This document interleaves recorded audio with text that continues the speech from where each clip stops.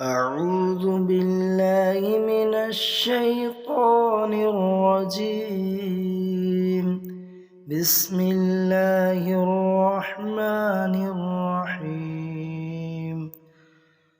ما كان للنبي والذين آمنوا أن يستغفروا للمشركين ولو كانوا أولي القربى من بعد ما تبين لهم أنهم أصحاب الجحيم।